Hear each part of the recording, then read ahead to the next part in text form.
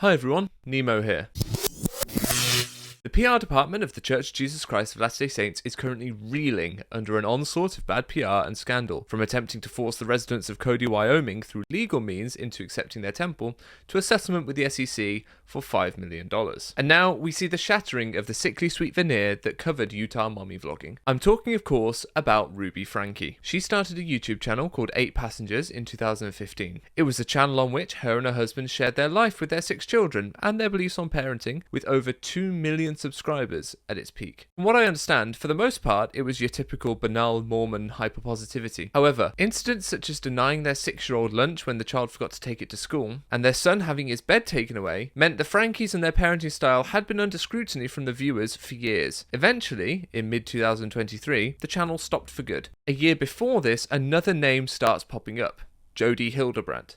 Ruby Franke joined her YouTube channel ConneXions in June 2022. Hildebrandt, according to Insider, is a therapist whose license was put on probation by the Utah Clinical Mental Health Counselor Licensing Board for 18 months back in January 2012. The punishment was for discussing a patient's porn addiction with elders at their Mormon church without permission. An article in the Salt Lake Tribune quotes the man as saying Hildebrandt lied wherever she went to further an agenda to destroy my life. We're about to hear from Jody's niece, Jessi.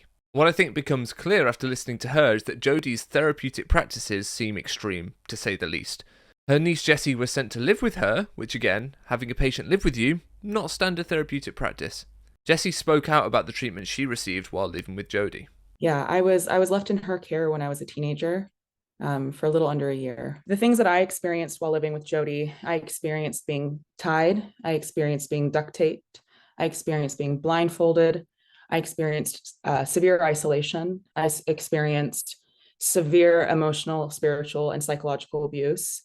I experienced the being told I shouldn't be around other people, being told that I was dangerous to be around. People were afraid of me to the point where I was afraid of myself.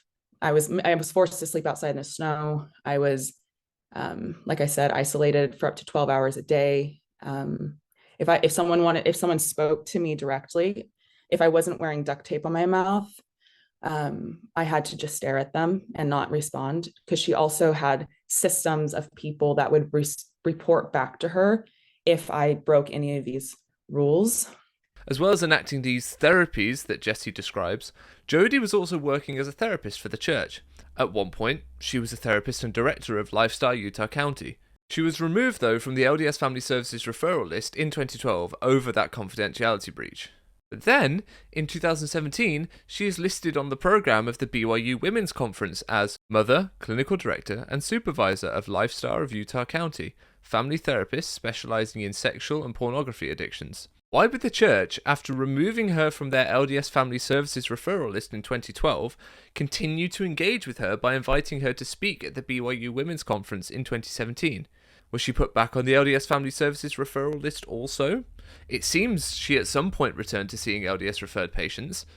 They're billing insurances for these programs under false pretenses, using depression and anxiety as ways of insurance fraud, while telling the people that are involved that it's for sex addiction. But because sex addiction is not, validated in the DSM-5, they can't actually bill insurances for it. Jessi alleges they were being treated for porn addiction, but this was recorded as treatment for depression or anxiety. In that case, I'm sure any insurance providers involved will be wanting their money back.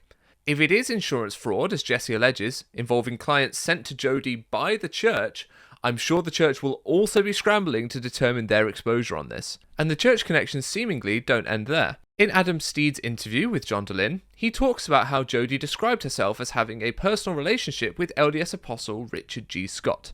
Elder Scott was like one of her close people that needed advice.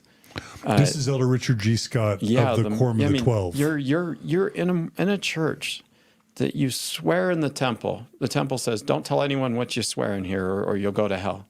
And you swear in the temple that you'll follow these church leaders, that you'll practice absolute obedience with them. And that God gave this like absolute truth to these top leaders. And you're sitting there thinking, this guy believes this lady is who we need to turn to for help. this is cool. Like, I could never shake hands with Elder Scott. I've always wanted to be seen by Elder Scott.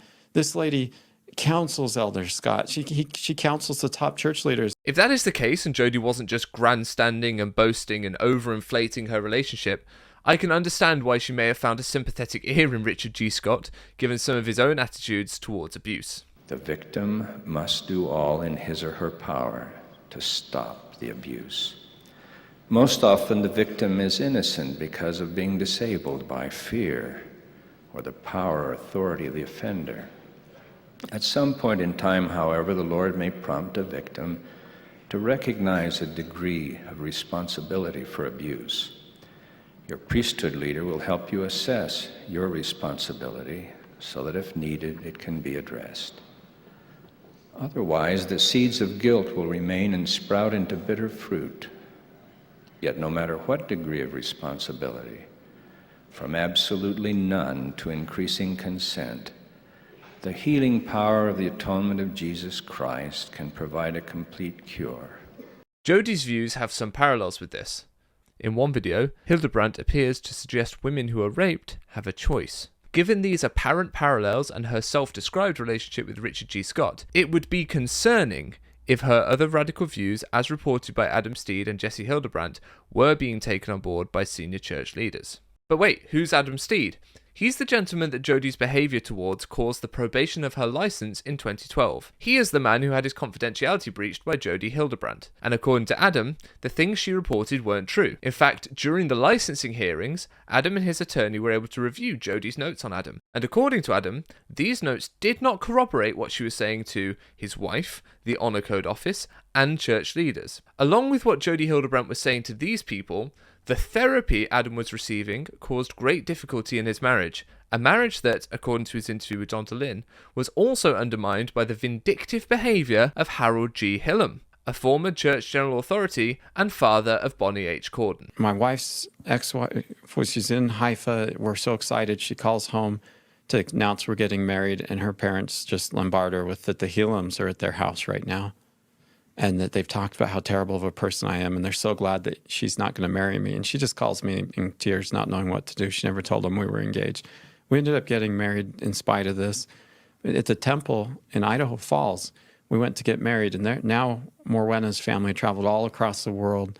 I liked a lot of people in her family. All this money and time, all my family and everybody knew me was there. We're having this temple wedding. And the Elder Groberg is 45 minutes late to the wedding. We don't know what's going on. Later, when all this stuff goes down, this woman comes to my dad, who was the secretary for Elder Groberg, and she said, "This has been on my conscience.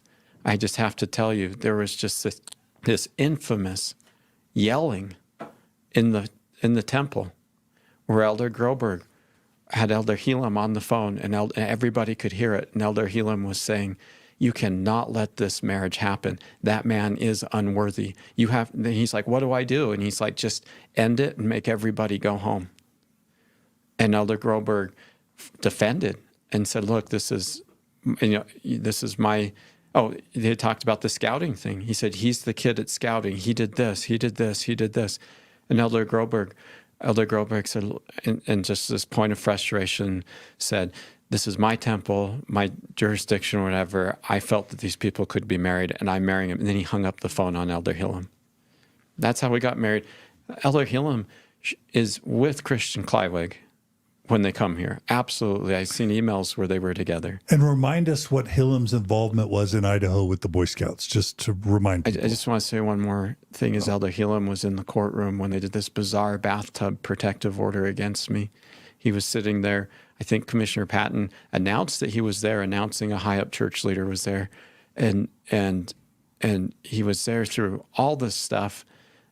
And then just moving forward in the story, after I had tried for years to get allowed to be back into BYU after they threw me out and all this stuff, and how anyone I dated, it would end as soon as they went to a bishop through the church.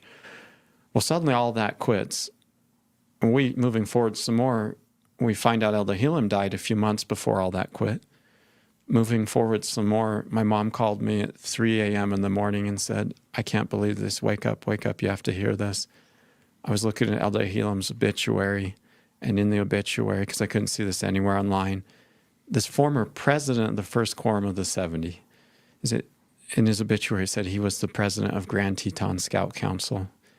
The same place where I had turned in all the serial pedophiles as a whistleblower.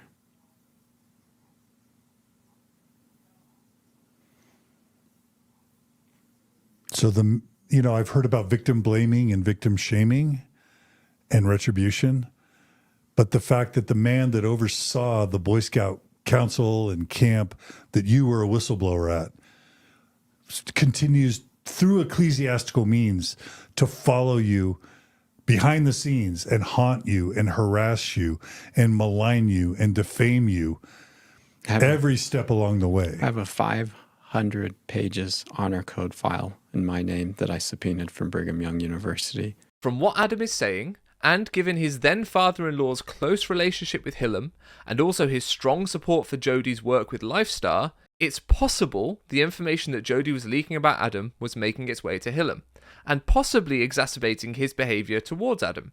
Of course, that is purely speculative. What we do know for sure is that Jody Hildebrandt and Ruby Franke have been arrested. After years of police responses to Ruby Franke's home, it was a report of a malnourished child that did it. This report was raised when one of Ruby's children escaped from Hildebrandt's house and went to a neighbour's house who called it in. Fox 13 shared the audio of that 911 call, and I think we should just take a listen. 911, the address of your emergency. Okay, and the phone number you're calling from. Tell me exactly what's happened. I just had a 12-year-old boy show up here at my front door asking for help. And he's said he just came from a neighbor's house, and we know there's been problems at this neighbor's house.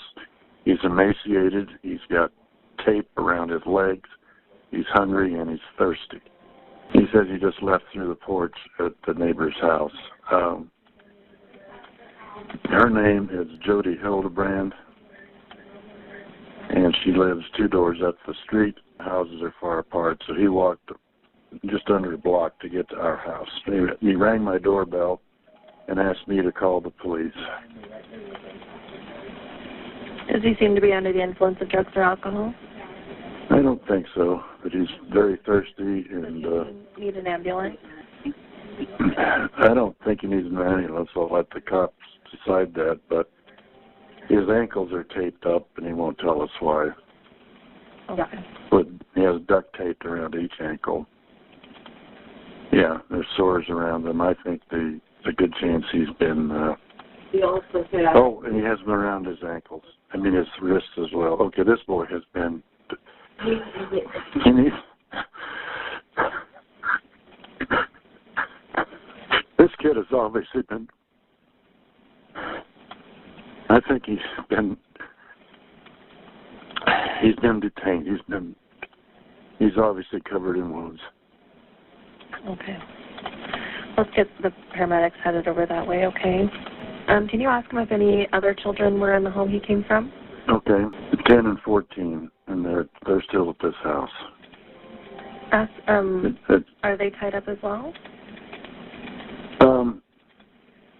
What's the deal with... Are they being held? Do they have wounds on them as well? Nothing bad going on with them. Okay. It's just the...